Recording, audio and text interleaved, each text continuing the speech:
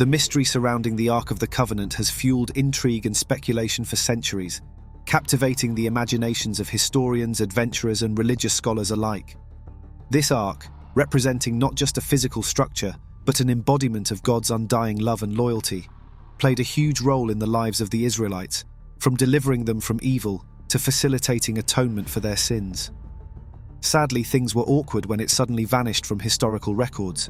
Since then, there have been theories regarding its whereabouts and the events that may unfold upon its rediscovery. What happened to the Ark of Covenant? Did it fulfill its divine purpose? Stay with us as we find out the truth. The search for the Ark of the Covenant, also known as the Ark of the Testimony, a holy object mentioned in the Hebrew Bible, has been ongoing for centuries since its unexpected disappearance with no significant progress. However, events surrounding its search have led people to ponder whether it should be relaxed, trusting that it will be found at the right time, determined by God. According to biblical and Jewish Torah accounts, Moses led the construction of the Ark after the Israelites escaped from Egypt. The book of Exodus gives us specific instructions on how it was built. The Ark was made of acacia wood, a durable type of wood, resistant to decay. Acacia wood comes from aromatic and drought-resistant acacia trees in Africa and Arabia. In Hebrew, it's known as the shittah or shittum tree. The wood is beautiful, with a fine grain and an orange hue that darkens over time. Not only is it resistant to insects, but it also provides natural gum arabic and tannin. It measured about 2.5 cubits long, 1.5 cubits wide, and 1.5 cubits high. Now, a biblical cubit is roughly 18 inches or 45 centimeters, which means the ark was around 3 feet 9 inches long, 2 feet 3 inches wide, and 2 feet 3 inches high. Quite a compact size. Now, the ark wasn't just made of wood. It was covered inside and out with pure gold. It had gold moldings or decorative borders encircling it, giving it an exquisite appearance. The top part of the ark, known as the mercy seat, was also made of pure gold. It served as a cover and had a special significance. 2 cherubim angelic figures were crafted from one piece with the mercy seat. These cherubim had their wings spread upward, overshadowing the cover. They faced each other and the mercy seat, creating a powerful visual. The mercy seat represented God's presence among his people. In Exodus 25:22, God spoke to Moses and said he would meet with him from above the mercy seat, between the 2 cherubs on the ark. This direct line of communication signified God's accessibility and willingness to engage with his chosen people. It was a tangible reminder that God was present and actively involved in their lives. Having the mercy seat in the most holy place of the tabernacle or temple was a constant reminder of God's faithfulness to his promises. Additionally, the mercy seat served as a place of atonement. Once a year, on the Day of Atonement, the high priest would enter the most holy place and sprinkle blood on the mercy seat to make atonement for the sins of Israel. Offering blood symbolized repentance and forgiveness, reconciling humanity with God. Moreover, the mercy seat served as a visual representation of God's covenant with his people. The Ark of the Covenant represented the covenant between God and Israel, and the mercy seat symbolized the divine presence that confirmed and upheld this covenant. 4 gold rings were attached to its feet to move the ark, 2 rings on each side. Acacia wood poles overlaid with gold were inserted into these rings. These poles were meant to stay in place and never be removed, indicating that the ark was not to be touched directly during transportation. Exodus 25:12-15. Inside the ark were several items like the 2 stone tablets inscribed with the 10 Commandments, which represented God's covenant with his people, provided a guide for righteous living, and symbolized the divine authority and guidance given by God to the Israelites. Aaron's budded staff, which represented their authority and intercession on behalf of the people before God, and golden jar of manna, which symbolized the importance of relying on God for daily needs and recognizing his faithfulness in providing, even in difficult circumstances. What was the significance of the Ark of Covenant to the Israelites? The Ark of the Covenant held immense significance for the children of Israel. It was more than just a fancy box. It was a powerful symbol of God's presence and a vital part of their religious and national identity. So why was the Ark such a big deal? First, it served as a constant reminder of the covenant that was established between God and the Israelites when God miraculously freed them from slavery in Egypt and promised to be their God, guiding them to the land he had promised them. The Ark was like a visual representation of this sacred agreement, reminding the people of their unique relationship with God. Since it was believed to be the very dwelling place of God himself, It was where he chose to meet with his people and communicate his commands. In Exodus 25:22, God states he will speak to Moses above the mercy seat. Safe to say, it provided them with guidance, protection, and reassurance throughout their arduous journey through the wilderness. Once every year, on the Day of Atonement, the high priest entered the most holy place in the tabernacle and sprinkled blood on the mercy seat of the ark. This ritual served as an act of atonement for the sins of the people, seeking God's forgiveness and favor. The Israelites believed that the ark brought blessings and protection to them. It went before them into battles, signifying their reliance on God's power rather than strength. One famous account of the Philistines who captured the ark and faced plagues and misfortune demonstrated its sacredness and the consequences of treating it disrespectfully. Another was during the Israelites' journey through the wilderness after their liberation from Egypt. The ark, carried by priests, took the lead as they made their way through the desert towards the Promised Land. Also, during the conquest of Jericho, they marched around the city with it, and on the seventh day, when they blew their trumpets and shouted, the walls of Jericho crumbled to the ground, allowing the Israelites to claim victory over the city. With all that the ark was to the Israelites, it's fascinating how it was never heard of again after its last mention in the Hebrew Bible during the time of King Josiah in the 7th century BCE. So where is the ark? Why did it suddenly disappear? Where is the Ark of the Covenant? There's been much speculation about what might have happened to the ark. Let's start with the theory that involves the Babylonians. Many Jews during the period between the Old and New Testaments seem to believe that the Babylonians could have taken the Ark of the Covenant. This is mentioned in a non-biblical text called 4 Ezra 10:19-22. According to the Book of Chronicles, when the Babylonians conquered Jerusalem, they took all the articles of the house of God, which could include the Ark of Covenant, and brought them to Babylon, 2 Chronicles 36:18. However, when King Cyrus later returned these items, the Ark was not particularly mentioned, Ezra 1:7-11, and if we take the word all literally, this could have included the Ark. It's worth noting that throughout history, conquering armies often destroyed significant religious and cultural artifacts to assert their dominance and humiliate the conquered people. So it's possible that the Ark, if it survived the Babylonian conquest, may have been intentionally destroyed or hidden by King Josiah or the prophet Jeremiah before the Babylonians arrived. While this theory raises intriguing possibilities, we don't have concrete evidence or definitive historical accounts to confirm what truly happened to the Ark after the destruction of the temple, so let's consider another theory. Another intriguing theory suggests the Ark of the Covenant found its way to Ethiopia. The story behind this theory is based on a text called the Kebra Nagast, also known as the Glory of the Kings. According to this text, the Queen of Saba Makeda visited Solomon in Jerusalem and conceived and bore Solomon a son, Menelik. When Menelik grew up, he visited his father and brought Solomon's ring to prove their relationship. Now here's where it gets interesting. Menelik wanted to return to Ethiopia, believing it would be a blessed land where the true religion could thrive. Solomon wanted him to stay, but Menelik insisted on returning to Ethiopia. Before leaving, some of Menelik's companions, the firstborn sons of Jerusalemite nobility and priesthood, replaced the ark with a replica without Menelik's knowledge. It was only later that Menelik discovered the trick, but by then it was too late to inform his father.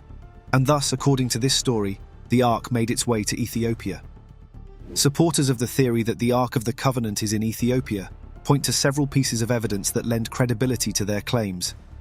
One significant factor is the existence of a chapel called the Holy of Holies within the Church of St. Mary of Zion. This chapel is believed to house the Ark and is strictly off-limits to all but a select few individuals considered its guardians. According to this theory, only the guardian of the Ark can access this sacred space. Another aspect that supports the theory is the historical importance of Axum, the location of the Church of St. Mary of Zion. Axum was a thriving ancient kingdom and a prominent trade centre in East Africa. It also embraced Christianity as its state religion in the 4th century AD, making it one of the earliest Christian civilizations. Given this religious heritage, it is not surprising that people speculate that Axum could be a likely place for the Ark to rest. Travel accounts from European explorers who visited Axum in past centuries support the theory. These travellers claim to have either seen or heard about the presence of the Ark within the Church of St. Mary of Zion. The last known non-Ethiopian person to have claimed to see the Ark of Axum, as it is known in Ethiopia, was Edward Ullendorf, a prominent Ethiopiologist who lived in the 20th century. In 1941, While serving as a British officer, Ullendorf had the rare opportunity to examine the Ark in Axum. In an interview with the LA Times in 1992, he confidently stated, "I've seen it. There was no problem getting access when I saw it in 1941. You need to be able to speak their language, classical Ge'ez. They have a wooden box, but it's empty. It dates back to the middle to late medieval period when these were made on the spot." While these accounts are not definitive proof, they contribute to the overall belief in the theory. Furthermore, archaeological discoveries in Axum have uncovered ancient structures that are thought to be connected to religious practices and rituals. Among these findings are underground chambers and tombs that could potentially be linked to the hiding place of the Ark. However, it is important to approach this theory with a healthy dose of skepticism due to the lack of substantial evidence. The secretive nature surrounding the alleged presence of the Ark in Axum makes it challenging to verify its authenticity.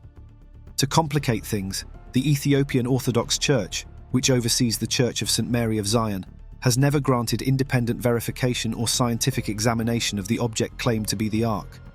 Without such verification, the theory remains speculative and subject to further investigation. Another theory suggests it could be hidden beneath or close to the Temple Mount in Jerusalem. According to tradition, even during the construction of the first temple by King Solomon, he had divine insight that foretold its eventual destruction. To prepare for this possibility, Solomon oversaw the creation of an extensive network of underground tunnels, passages, chambers and corridors beneath the Temple Mount complex. Within this place, he ordered the construction of a special place deep underground where the sacred items from the temple could be hidden in case of danger. According to Midrashic tradition, King Josiah of Israel, who lived approximately 40 years before the destruction of the first temple, commanded the Levites to hide the Ark, the original menorah, and other significant items in this secret hiding place devised by Solomon.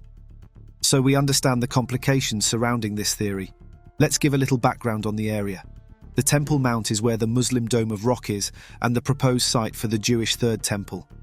None of the parties are willing to give up their chances for the other, which has caused the area to be caught up in lots of controversy, some of which has led to severe conflicts between them. The potential revelation of the Ark poses a significant challenge for them, as it would provide compelling evidence of the existence of the Holy Temple and bolster the Jewish claim to the Temple Mount. But will the Muslims give chances for that? The big answer is no. Records even had it that a few years ago, an attempt was made to excavate this chamber, but it resulted in widespread unrest and rioting among the Muslim community. So, while these claims are based on religious traditions and historical accounts, it is important to approach them with a critical mindset. The restricted access and sensitivity surrounding the Temple Mount make it difficult to ascertain the truth regarding the Ark's whereabouts. Until further investigations or advancements in archaeological exploration occur, the mystery of the Ark's location beneath or near the Temple Mount will persist. In 1952, a fascinating ancient artifact called the Copper Scroll was discovered in a cave near the Dead Sea. This scroll is part of the renowned Dead Sea Scrolls collection, which comprises ancient Jewish texts from the time of the Second Temple. Unlike its counterparts, this scroll, made of copper, was likely crafted around the 1st century CE, making it one of the more recent scrolls in the region judging by the type of Hebrew used for its inscription. Interestingly, unlike other religious or literary texts in the other scrolls, this one serves as a treasure map. It presents a detailed list of locations where various treasures were supposedly hidden. The scroll consists of 64 lines, each describing a distinct hiding place with precise instructions on where these treasures were buried or concealed with specific landmarks and measurements. Among the treasures in the scroll are substantial amounts of gold, silver, and other valuable artifacts. However, what particularly piques my curiosity is its mention of the Ark of the Covenant. Line 3 of the Copper Scroll states, "In the ruin that is in the valley of Achor, under the steps with the entrance at the east, a distance of 40 cubits, a strong box of silver, and its vessels with a weight of 17 talents." This passage has led many to speculate that the Ark of the Covenant might be hidden at this location. The challenge is that despite numerous expeditions and excavations, no significant discoveries have been made based solely on the scroll's information. Now the question is, if no one has discovered any treasure described on the scroll, what's the possibility that the Ark will be found? And how sure are we that those descriptions, as clear and precise as they are correct? Amongst all the theories on the Ark's location, the most convincing is the theory of Ron Wyatt, an amateur archaeologist. Wyatt's account of this discovery was based on personal experiences and events that led him to a specific location where he believed the Ark was hidden. It all began in 1977 when Wyatt visited Jerusalem and noticed an intriguing formation on the city's northern wall. He believed this formation to be evidence of an ancient quarry mentioned in the Bible, which was said to be where stones for Solomon's temple were cut. This sparked his curiosity, and he began delving into biblical texts and historical accounts of the Ark's whereabouts. During his research, Wyatt stumbled upon a passage in the book of Jeremiah that spoke of a hidden chamber beneath the site where the Ark was supposedly concealed before the Babylonian invasion. This passage inspired him to search for this secret chamber, believing it might lead him to the Ark. In 1978, Wyatt obtained permission from Israeli authorities to excavate beneath the surface near the Garden Tomb, a site some believe to be Jesus' burial place. With a small team, he started digging tunnels, hoping to find the hidden chamber mentioned in Jeremiah. After months of excavation, Wyatt claimed to have discovered a tunnel system that led him directly beneath Golgotha, also known as Calvary, where Jesus was crucified. He saw this connection as further evidence supporting his theory. As he continued his exploration, Wyatt reported finding what he believed to be remnants of an ancient crucifixion site within the tunnel system. He claimed to have discovered crosses carved into the walls and even fragments of human bones. According to his interpretation, these findings provided evidence for his hypothesis that the crucifixion of Jesus had occurred directly above the hidden chamber containing the Ark. Additionally, Wyatt stated that he had found a large stone box within this chamber, which he believed to be the Ark of the Covenant. He claimed that the box matched the dimensions and description of the Ark as mentioned in the Bible. However, he could not excavate or provide concrete evidence to substantiate his findings due to limited time and resources. When asked for evidence, his response raises suspicion about Wyatt's claim. He explained that he did not photograph the Ark because he believed God forbade it. Wyatt claimed to have had a vision during his exploration of the alleged Ark site, in which he was instructed not to take any photographs. This vision convinced him that keeping the discovery private was God's will. What if Ron Wyatt did see the Ark, and his accounts were correct? What if these conflicting theories regarding the discovery of the Ark are God's way of saying, keep calm, the time is not ripe for its unveiling? Remember that the ways of God are not the ways of men. At the right time the unveiling will be made, and the reason and purpose of its elusiveness will be made known to all, as it will be in the best interest of humans. In all of these, let the will of Yahweh be done. What are your thoughts on this? Please share your thoughts with us in the comment section. Thank you for watching.